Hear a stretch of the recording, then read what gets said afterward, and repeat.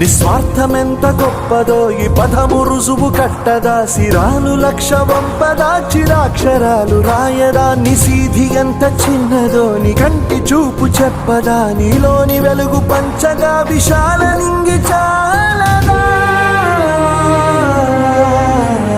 మనుష్యులందు నీ కథ మహర్షిలాగా సాగదా, మనుష్యులందు నీ కథ మహర్షిలాగా సాగదా.